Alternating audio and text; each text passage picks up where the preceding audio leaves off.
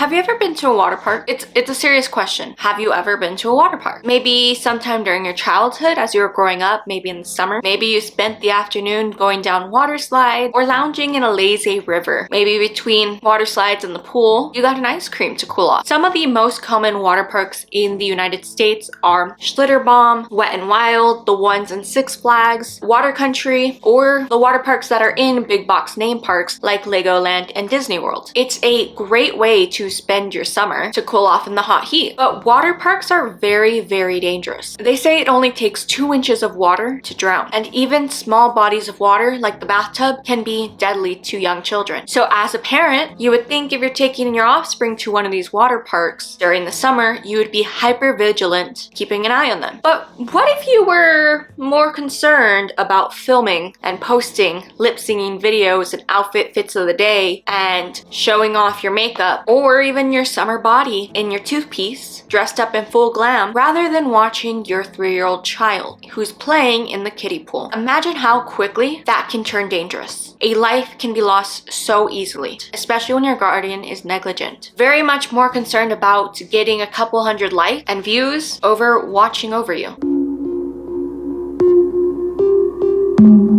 Hey, I'm Serenity and this is my channel, and today we are joined here by, this is Holland, this is Capella, Nova is back behind them. A lot of the dogs are in the room, they're just not on the bed, so we're probably gonna see them swap out. And welcome back to another Hometown Horrors. Today we are going to be talking about a case that is ongoing. It's not my normal thing. I don't usually cover ongoing cases, but the Hometown Horror series is running out of topics and I will be expanding it very soon, and I will be discussing that at a later date. But this case, especially since summer is coming up and the kids are about to be out of school, I feel like it needs to be put out there because water parks are very dangerous, but also what happened in this case could have been prevented. It is ongoing. It looks like it's going to go to trial, but as of right now, it hasn't. So today we're going to be discussing the case of Jessica Weaver's son, who I will be referring to as Baby A, and how he sadly lost his life at a water park due to his mother's negligence. We're going to be discussing that. We're going to be discussing water park safety. So before we begin, I do want to give trigger warnings as usual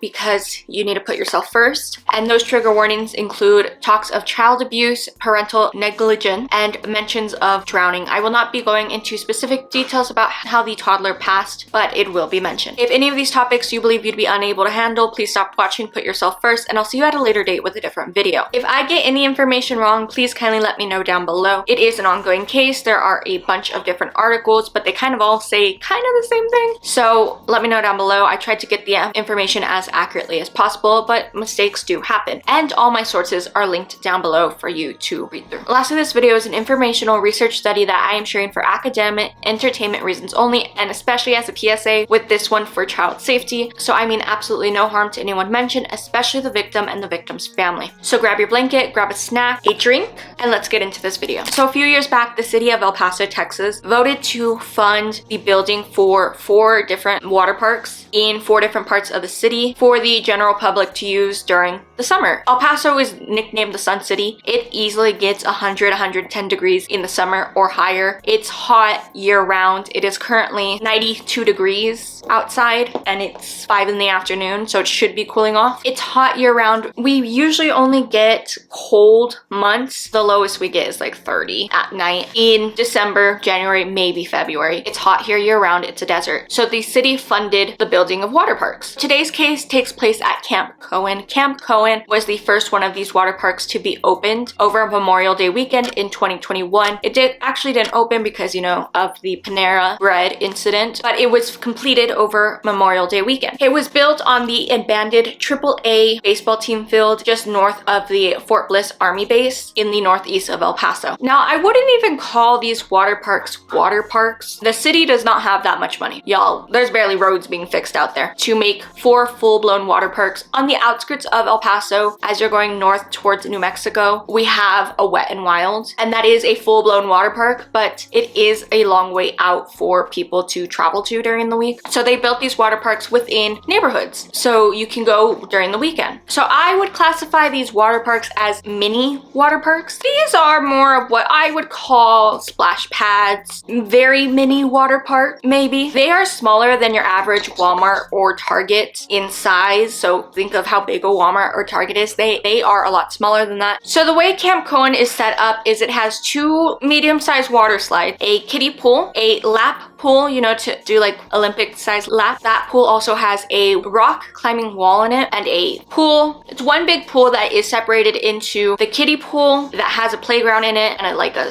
overhead splash zone that goes into a deeper area of the pool that has basketball in it and then goes out into a lazy sort of river. And that is all one major pool. There's also a couple more slides, a couple more things. Spread throughout the area, there is a patio, covered cabanas, picnic tables, and food concessions. So it's pretty small, but it's a great place to spend your weekend afternoon with a very small entrance fee. And I believe kids under 2 do get in for free. You can get a season pass for anywhere from $40 to $100 a person, and it allows you into the park all summer long. In a city where there is literally nothing to do during the summer, these sort of places in the Texas heat can be amazing. During May, August, and September, the parks are open on the weekends with very limited hours, and then during June and July, when the kids are out of school, it's open every single day, Monday through Sunday. So Jessica Weaver was a mom in her mid-30s. She decided to take her young son, who is 3 years old, named Baby A, to Camp Cohen on Saturday, May 13th, 2023. Baby A is obviously not the child's real name, but I do feel the need to give him an aliasis, call him something else, because he no longer is with us and he was a minor at the time of his death. I also will be blurring out his face because he deserves privacy, and I will just be referring to him as Baby A. If you really want to know his legal name, it's easily findable in any of my sources, but for this purpose of this video, I will be referring to him as Baby A. So according to a TV interview that Jessica would give after all what we're going to talk about occurred, she would take Baby A to the water parks every single weekend because he loved being in the water. He loved splashing around, and she would just watch him go up and down the slides and play in the water nonstop for hours. This was a very normal activity for the pair, especially during the hot months. And the week prior, on Saturday, May 6th, Jessica had taken Baby A to Chapotio Water Park, which is a splash park in the lower valley of El Paso. It's about 7 miles and 10 minutes away from the border in a completely different part of town. So this proved that this was their go-to activity. They would constantly be at one of the 4 water parks. While at the Chapito Water Park on May 6th, Jessica films a TikTok of herself showing her lounging in a suntan chair, you know, one of those loungers that you can lay down, provided by the park, in a white floral print bikini, and she pans to the water where the playground is and then pans it back to her. The audio on this video is one of those inspirational quotes that you hear all the time when you're scrolling through like TikTok or Instagram, and it goes, and I quote, "Because you chose peace over drama and distance over respect." So she posted this couple seconds clip on TikTok on May 6, 2023 with the caption "Summer Days" with the bikini emojis, and the hashtags were hashtag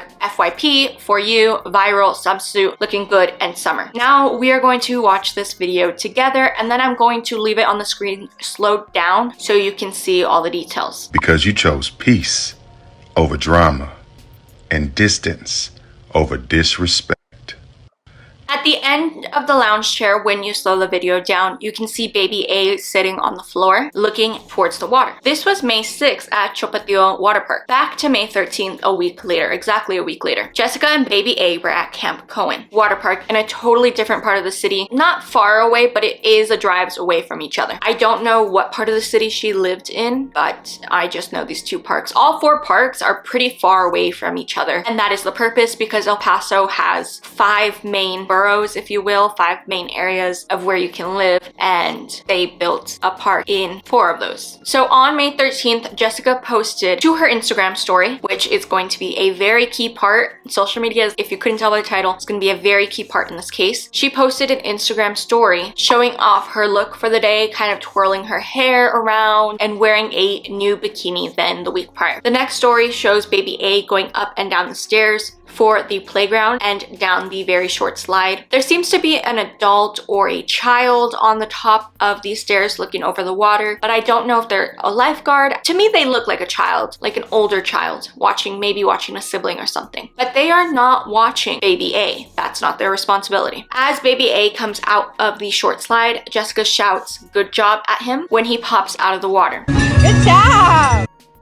but the toddler is 3. How can a baby be very good at swimming that young, let alone walking, especially with the power of water, the force of water, and getting up from a seat on your behind? So baby A stands up after the water and then plops back down. He falls, and his mouth and nose goes completely underwater for about 2 seconds. This isn't a split-second fall that he kind of trips. He is underwater for 2 seconds that it is visibly noticeable on the clip before you even slow it down. This is enough time for water to get into his lungs. Enough time that when I saw this clip, when my mom saw this clip, if we were there, we felt like we should have taken some sort of action. It is enough time that he is underwater that you need to react to pull him out of the water, just in case. But Jessica doesn't do anything, say anything, move at all. The camera stays perfectly still. She doesn't attempt to go and get her son out of the water. She just keeps recording him. About an hour later, based on the Instagram timestamps, you know, when you post a story, it says, oh, it was posted 30 minutes ago, an hour, all that. Jessica posts a selfie of her and baby A lounging together with an ice cream popsicle in his hand. And the caption on the story is, "We pray together and we dress alike. This is love." They are wearing matching swimsuits, but in the next photo of baby A, Jessica posts, "He will no longer be alive." So after this post, after this popsicle break that it seems baby A took, he goes back to playing in the water. During this time, Jessica posts that TikTok we watched earlier that she posted a week earlier on Instagram with the caption, "Choose the life you want to live, set yourself free," on the actual story, like on the actual post. And then she adds text on the screen of the video titled, "Be mad bro, I live in peace," with the prayer hands and peace sign emoji onto the actual video, using like Instagram, how you can add text from Instagram onto your reels. We know this video is posted from a week ago and she's now barely posting it on Instagram because the timestamps on the video and the TikTok logo is on the re-upload. And I did do some cross-referencing. In the TikTok clip from a week ago, the one she is now posting, she has long French manicured acrylic nails, and she's of course wearing that white floral bikini. And in the photo she posted on her Instagram stories on May 13th, she has red almond-shaped acrylic nails and she's wearing a yellow bikini. So in the week, obviously, you can tell she got her nails done, so it's a different time period. Keep in mind,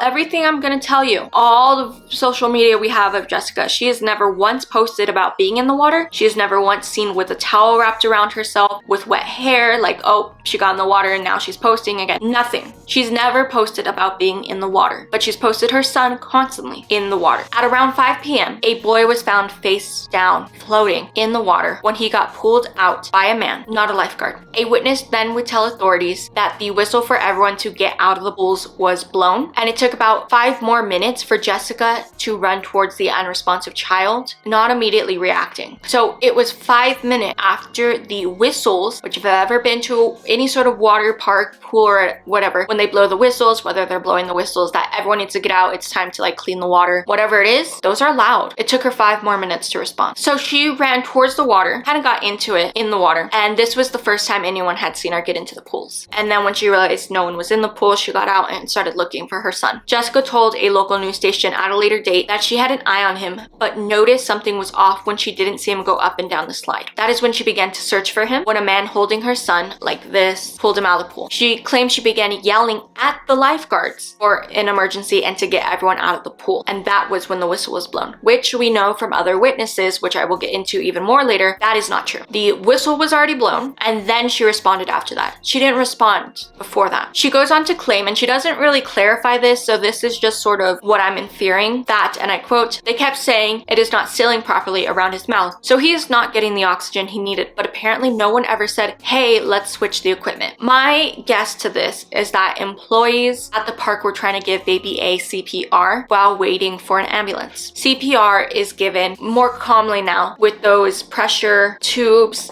and it fits into your mouth, and he is so young that even CPR push on him could hurt his chest. Baby A was then transported to the hospitals in downtown El Paso, which is the University Medical Center and El Paso's Children's Hospital. They're both conjoined to each other. It's 2 hospitals, but they're together. The lobby's the same, everything's the same. And they have not the same staff, but the staff can go through both sides. So he was transported to this hospital, and doctors and nurses and medical staff from both sides worked on him. That same Saturday of May 13th, when baby A was in the hospital, Jessica uploads another TikTok of herself clubbing in a dress with the audio, "My neck, my back, all you ladies pop your," like that, in strobe lighting. She's in the hospital, actively in the hospital, while her son is in a critical condition. And again, she's posting on social media. It is very much unclear if she left baby A overnight in critical condition in the hospital and went out clubbing, or if this video was pre-filmed. Either way, it's very chilling to see. I understand that a lot of videos are pre-filmed. Obviously, this is not going up the day I'm filming this. I post a lot of short content. I don't film those the same day they go up, but it is weird to see someone post a video of them all dolled up while their child is actively in the hospital in critical condition. And I will say, it's not said anywhere if he was in the NICU, but when your child is in critical condition, as a parent, you're allowed to stay with them 24/7. You are not kicked out at visiting hours. You are allowed to stay in that hospital, and I can be the first to tell you, because I have been hospitalized in the El Paso Children's Hospital in the NICU when I was 17 with an appendicitis overnight, and my mom was not allowed to leave. She could go downstairs and grab a coffee, but she was not allowed to leave me because I was a minor. And usually, even if he's not in the NICU, the parents shouldn't leave the hospital. So either she left the hospital to go clubbing a couple hours after her child was found drowned, or she decided, oh, you know, it'd be a perfect time while my child is hooked up to an IV and wires are attached to his brain, which we're gonna get into. Let me post this draft TikTok of me looking like I'm clubbing. And the word had already spread on social media at this time, obviously. El Paso is a pretty small town. Local news had already picked up the story that, oh, a child seemingly has drowned at a local water park and he is now at the hospital. So everyone had seen that pretty much in the city. They found her social media on this TikTok that was posted the night her son is in the hospital. Comments began to roll in, questioning why Jessica wasn't with her son, how irresponsible she seemed, especially if she was just posting it as a draft. Why would you post it? Why would you choose that moment to post it? And how it looks like she was never at the water park if this was filmed that day. 13 hours later, on Sunday, May 14th, 2023, baby A would pass away. Jessica again took to her Instagram story to post a photo of her holding baby A's hand with the caption, and I quote, "He is always holding on. My baby is now an angel. See you soon. Child's full name. Mama loves you," with the prayer hands and baby angel emoji. Around 5 hours later, she posted another photo of her in the hospital bed with baby A, cuddling him with the caption, "May my angel watch over me," with the prayer hands emoji. In this second photo, it is unclear, in both photos, but specifically in the second photo, it is unclear if baby A is still alive. Obviously, I have blurred his face. This photo is very uncomfortable to look at, especially the uncensored one, and I asked my friend who is a nurse, and she believes baby A was no longer alive when this photo was taken, which is concerning to put that sort of photo on the internet, especially after he just passed, especially just in general, to put your unalive child's photo of him post-mortem like that on the internet. But in the photo, baby A's head is wrapped with wires coming out of it. It looks like the hospital was checking his brain activity. Drowning, obviously, you drown with your face. Water can get up. It affects your brain activity. That's what drowning is. And a cap is covering those wires on top of his head. He is cuddled up in his beloved blue and gray Mickey Mouse blankie. Shortly after baby A's passing, Jessica's niece set up a GoFundMe fundraiser for $16,000 for Jessica to put her son, baby A, to rest in Jessica's home state of Indiana. While this fundraiser was up, 42 donors raised about $3,690. At the same time, another GoFundMe fundraiser was put up to support the lifeguards who were on duty that day. And this description on the fundraiser gave us the first sort of information on this case that the public didn't know. It was very ongoing. I mean, we're talking 24 hours. So the public didn't know much. This is what we learned. The lifeguard supervisor was not on duty at the time of the incident. The lifeguard who did step in, I'm going to call Jay. Obviously, that's not his name, but he was a minor and his name starts with a J. So the person who pulled baby A out of the water was a lifeguard at Camp Cohen, but he was off duty. He was not on the clock. It was not his, he wasn't working. And he was just spending the day with his girlfriend and younger sister. The three noticed that a toddler was in the pool alone, and Jay became very concerned about baby A, even just seeing him alone. But then a couple minutes later, he became even more concerned when he saw baby A, what seemed to be floating on his back. You know how we can float. So he was kind of watching him. And then in a flip of of a heartbeat, baby A flipped over, nose into the water, and Jay and a lifeguard that was on duty pulled him out of the water and began to do CPR on baby using that hand pump machine. After pulling him out, Jay and all the staff on duty at the time had a very hard time coping. They needed some sort of therapy aid to process the trauma, and they also had a lot of questions. Now, I will say, when I saw this, it was a bit odd to start a fundraiser in this context, but at the same time, it was the first time that we heard from the person who did attempt to save baby A's life. Putting a fundraiser up at this time it went up, they knew that baby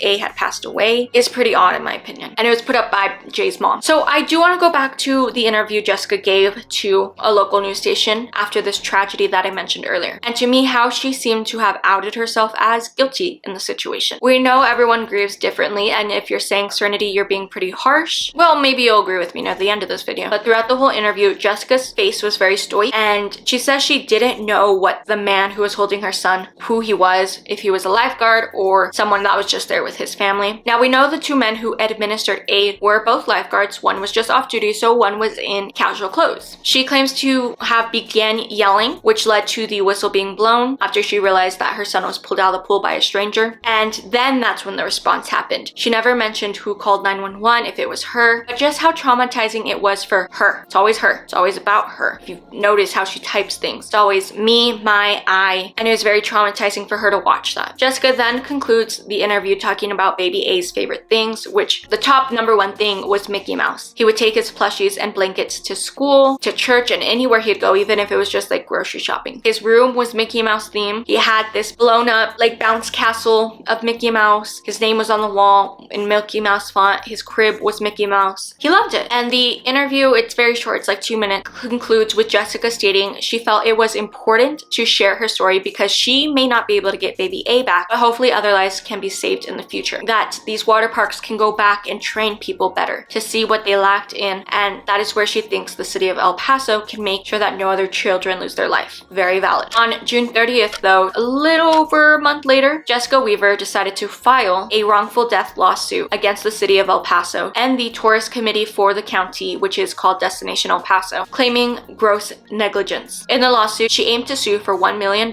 with her main point being that a job listing found online stated that applicants applying to the job needed only to be 16 years old and that no experience was required. Her lawyer, Ryan McLeod, whose law office is based in Houston, Texas, claimed, and I quote, "The lack of concern for the safety of their water park guests, especially young children, was already adamantly clear long before Camp Cohen water park even opened." And then a quote goes on from Jessica that says, "The city had the soft opening to get their operations going, but it cost my son's life because they weren't ready. They weren't ready for a drowning. They weren't ready for the response." And they then claim in the lawsuit they believe that the city destroyed any sort of CCTV footage of the incident to protect any sort of liabilities they may have. The lawyer also believes that the DA would try and charge Jessica in retaliation for suing the city with some sort of lawsuit, some sort of charges against her son's death. And the lawyer goes on to say about the untrained lifeguards, and I quote, "Clearly an act of vindictive retaliation against Miss Weaver and another example of the city refusing to accept responsibility for baby A's death." There was then talks of them trying to sue the 18 lifeguards that were on duty at that time, who were all very young adults and teenagers. So I want to discuss this job listing that says no experience is needed. In this lawsuit, Jessica's lawyer is trying to claim that that means these lifeguards had no experience to save a life. But I will say, when you are hired for a job, you are trained how to do that job. So no prior experience doesn't mean they just send you out the next day like, okay, go ahead. They teach you what that red life thing is, how to blow the whistle, how to save a life, basic CPR. Everyone has to go through CPR training and get CPR certified. The city doesn't just throw them into a job with no training. Think of any sort of job in the world. You need training. Just because 16-year-old was lifeguard does not mean they're hiring Olympic level lifeguards. Being a lifeguard usually is a summertime job. They are trained to do that, okay? Let me give you an example. I last year volunteered at a middle school, after school middle school program, and I had to be trained in CPR to work with kids. I have no degree in working with kids. I mean, a lot of my family members are educators, but I have no degree in that field. But in order for me to work with kids, I had to be CPR certified. I have a certificate that says my full legal name, first, middle, last names, is certified in CPR. I can save a life. That does not mean I'm untrained. I may have had no prior experience, but I know how to administer CPR. So during this time, Jessica moved back to her home state of Indiana, where most of her family lives and where it seems she was raised. From what I can tell, she lived in El Paso based on her TV interview because it was shot in her home, and there is no way a local news station would travel to interview her when Zoom exists, especially for a 2-minute clip. It seems like she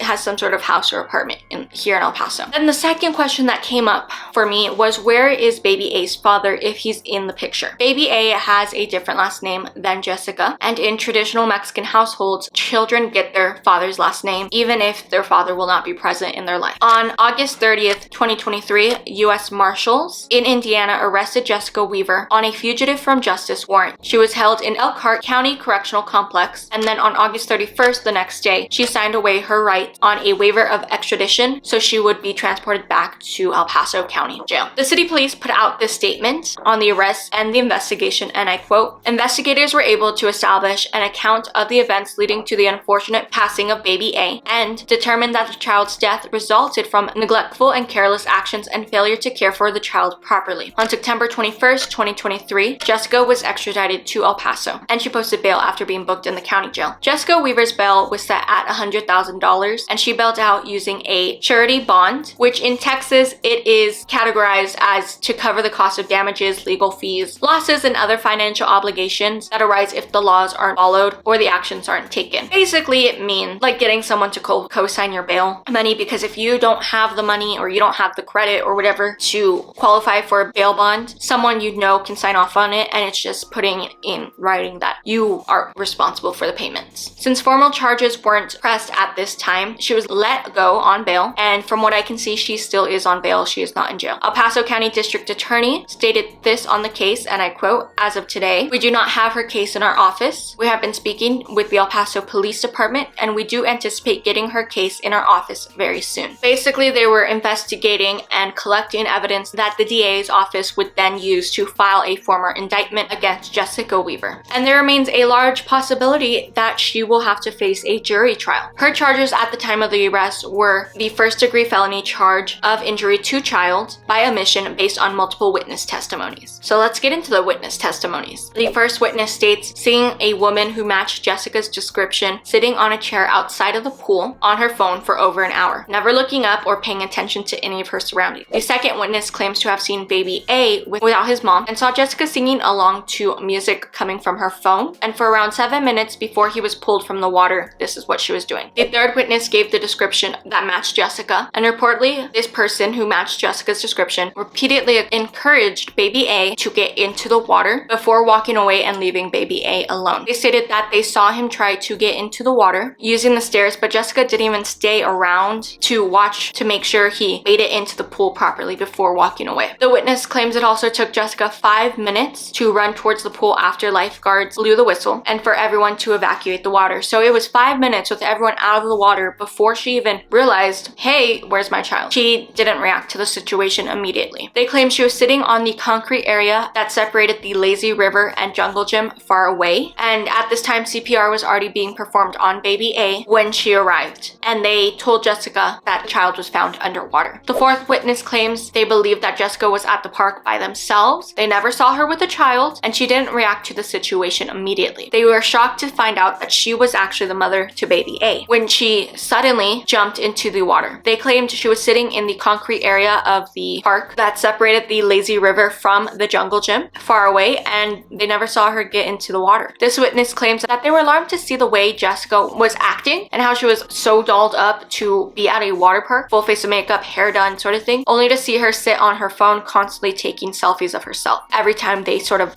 glanced in her direction, she was taking a selfie. They claimed once baby A was out of the water, she still didn't move for a couple minutes, and then later when she realized everyone was out of the water, she jumped into the water in search of her child. The fifth witness claimed to have seen a 2 to 3-year-old swimming unsupervised with no life vest on, even when the park offered them for free for everyone to use. They found it odd for such a young child to be in a pool with no sort of floating aid, no arm floaties, no life vest, left unattended by their parent. The sixth witness claimed to have seen Jessica singing along to songs on her phone alone and never witnessed her looking for a child. And when I say singing along to songs on her phone, I don't mean playing a song on your phone and the phone is on the chair and you're listening to it. They're claiming that she was singing along to songs on her phone and and recording herself. This sixth witness also said they never saw her looking after a child, claiming they never actually saw a child near Jessica at any point. The seventh witness claimed they saw baby A spitting chips into the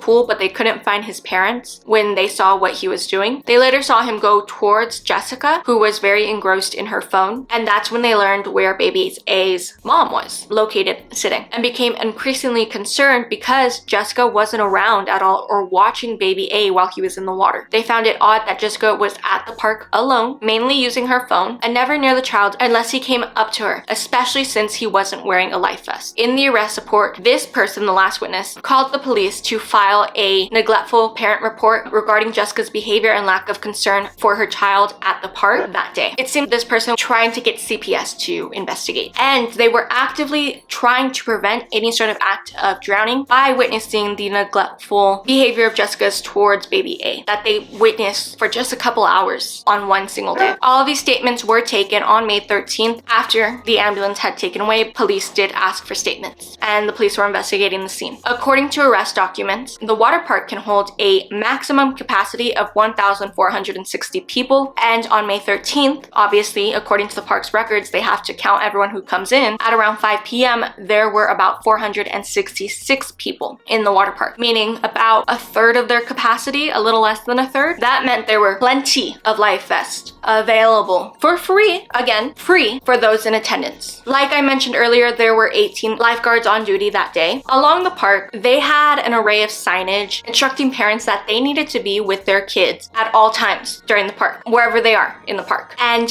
signs that said any child under the age of 6 years old needed to have a guardian by them all the time. To be specific, the signs read, must be directly attended by a swimming adult at all times and must be supervised by an adult within arm's reach. Obviously, that was a rule that Jessica just wasn't following, and her lawyer claims that although life jackets were available at a first come first served basis, no sort of outside aid was allowed into the park. Even if that is the truth, 1, did Jessica even try to bring in floaties? 2, we know that they only had less than a third capacity in the park, and the park has come out to say they had plenty of life vests. And 3, in the photos from May 6 at the Chapato water park, baby A is seen in photos in the water without a life vest on. So surely this issue couldn't be happening twice in a row, right? At 2 completely different parks, it can't be the same issue, can it? In this photo from May 6, you can see there are kids in the background who seem to not be from the same, like they're not siblings, wearing life vests, and they are older than baby A. The thing that gets me, it's so disheartening because you know, and I know you know, we all know that if baby A was wearing a life vest, he would have never drowned. I'm not saying it's impossible to drown with a life vest. I'm just saying that extra precaution could have saved his life, especially since his mom was not watching him. And baby A was found face down in the 4 feet lazy river area, so far away from the playground where Jessica claims she was watching him. He was found, I want to say,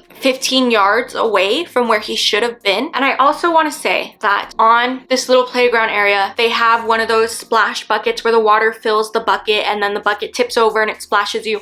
I don't know if y'all have ever been under one of those, but that can send you down and you can fall because of the water pressure. So even this area where she left him could hurt him unsupervised. On September 5th, 2023, during a press conference, El Paso County District Attorney Bill Hicks discussed this case with reporters in a 10-minute press conference. DA Hicks claims that Jessica was not providing the adequate care and enough supervision to baby A. Combined with the witness statement, the DA's office decided to pursue criminal charges against her. He said, and I quote, "There are numerous witnesses that have come forward and have given their account that said they were at the park, they were watching, and they say they saw her not paying attention to her child. They saw that. It's posted in numerous places over the water park that any child under the age of 6 years old needs to be attended at the park, and she wasn't doing that. It is a parent's responsibility to take care of your own children and not just to leave the child to be swimming on their own and expect other people to care for your child or expect a lifeguard to care for your child. A lifeguard is not a babysitter. Key point, they're not a babysitter. They are the last resort in hopefully saving a life. Our own children are our own responsibility." Which exactly, he said it exactly. A lifeguard is not a babysitter. 1, most of them are very young, in their teens and early 20s. They are only there in case of emergency. Their job is to scan the pool pool and then see if someone is, maybe they're roughhousing, maybe they are slipping under the water constantly, so they need to get out and get a vest, or they need to stop horsing around. That is what a lifeguard's duty is. It is not there to take care of your child. A lifeguard cannot focus on one child and ignore the rest of the pool, because that will cause harm. They are a precaution. They are only there as a precaution. They are there in case something bad happens. They're not there for you to leave your child unattended and be like, yeah, they got them, I'm gonna go play on my phone nonstop for hours. Do you think the $5-10 entrance fee you paid to get into this park qualifies for free childcare all day long? DA Hicks told reporters that the maximum sentence that Jessica could receive with the charges they're pressing against her ranges from 5 years to 99 years incarcerated. The average is 17 years. And it is responsibility for police to review every child's death with a prosecution just in case charges need to be pressed. But every situation is different. A child did pass on government property, on city property, and they did have to investigate that. That is normal. Anytime someone passes in city property, even on public property, and it's not something that's a natural cause, it does need to be investigated. So they did that, and they found that there is evidence, especially, it's not just 1 or 2 witnesses. They found 6 witnesses, 6, 7, how many witnesses who said, we never saw her. They said the exact same thing. We didn't know she had a child. She was constantly on her phone. We saw the child unattended. We didn't know who his parents were because they weren't with him.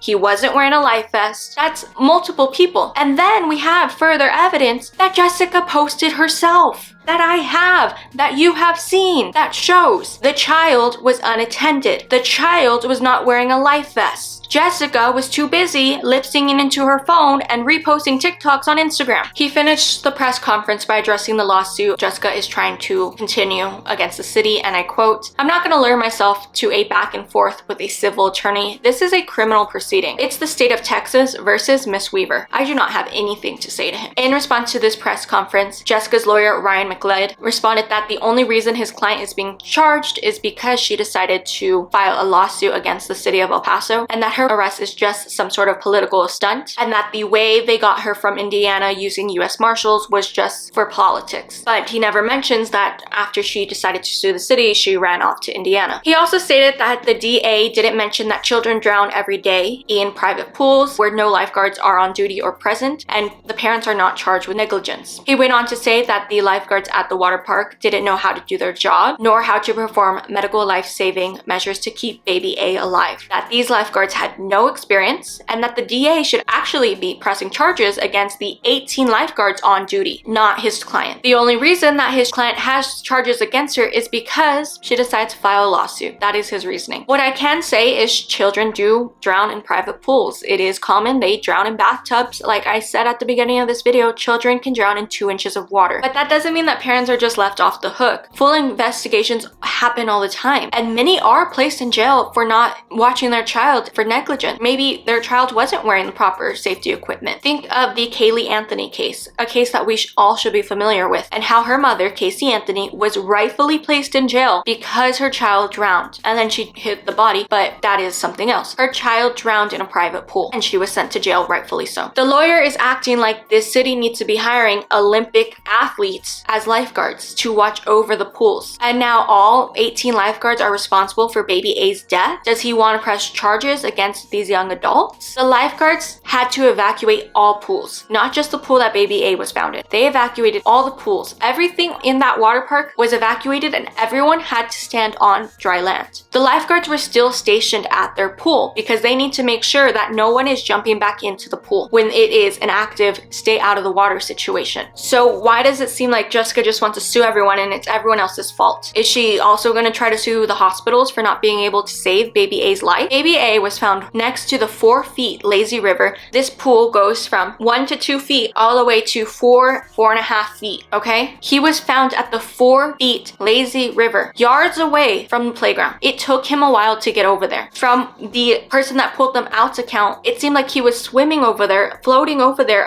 on his back before he turned. So that takes a while. How did he he end up over there without Jessica noticing? It was Jessica's responsibility to be watching over her son. He drowned yards away from where he was supposed to be with no life vest on that possibly could have saved his life. She wasn't watching him at all. As I stated though at the beginning of this video, it is a developing case. So more information is coming out, but at the time of writing the script and recording this video, the last update was in October of 2023. The 4 El Paso water parks are set to open in mid-May, about 2 weeks after this video is posted, I believe. So maybe they will be taking more safety precautions, and you know, we can always take more safety precautions. We can always learn from past mistakes. So maybe the water parks are going to start stocking up on defibrillators, enforcing even stricter rules. If they see a child without a vest on, they're going to get on it right away, and making sure parents are with their very young children at all times, making sure that children under a certain age all have life vests on. And finally, if they don't already have cameras installed, or if they do, installing even more, so there's even more angles in case something happens. Even though I feel like my suggestions are just like at the basics, if baby A again was just wearing a life vest that was free that they claim they had, he probably would still be alive today. Jessica probably would still be negligent, but at least there was a basic safety measure. I will keep you guys updated, and if this case goes to trial, I will make another follow-up video after it wraps up, post-trial. At the very least, I do think Jessica will be charged and given some sort of sentence. I don't know how long it'll be, but we have those videos that you saw that legit show she was on her phone. And if there is no CCTV footage, we have herself outing herself already on her own post. So that is all the information I have on this case. Let me know your thoughts and opinions down below. I apologize for getting a little heated from this video. If you are a parent, if you are maybe a sibling, take away from this, please, no matter what, make sure that your child, anyone under, I would say the age of 12, should have some sort of floating device on them when they are in the water. I'm 21. I'm not a great swimmer. I took lessons as a 3, 4, 5-year-old, like up until the 2nd, 3rd grade, and I still cannot swim very well. But I remember going to parks, water parks as a child, and my mother would never let me out of sight. I have photos of her never letting us out of sight. So it's just so disheartening to know that one parent's negligence can cause this, and it's scary to know that these parks open up again in a couple weeks. What if there is another Jessica? So hopefully from this, the parks can learn to be even more vigilant, make sure every child is attended, make sure that those parents are in the pool or their child cannot be in the pool. There are simple slides that they can see that don't go into water that their child can go on. If your parent doesn't want to get into water, there are slides that they can go down. But this child was 3 years old. He had his life ahead of him. I don't know what more to say. That's all I got. Going forward, if I ever am at a public pool and I see a child with no life vest, no safety instruments, no arm floaties, no round floaty, no vest, nothing, I will do something. I think that's the only thing we can do. Jessica tried to rely on the general public to look after her child so she can be on her phone, but as the public, it is not your responsibility to look at other people's kids. But maybe going forward, we should just be a little more vigilant. So that is all I have for you today. My socials are linked down below if you want to follow me on any of them. And if you are not subscribed, please subscribe, okay? Don't forget to like, comment, and do that subscribe button. Hit that little bell if you want notifications. In May, we are trying to post 2 to 3 times a week. I say we, I mean me. I'm the only person running this. If you have any case suggestions, leave them down below. And as always, to kind of lighten the mood, as a pick-me-up, the doggo picture of the day will have to be this picture of Chaos, because you saw her for the first time today. All right, love you, mean it, kisses, don't do anything stupid, and I'll see y'all next week.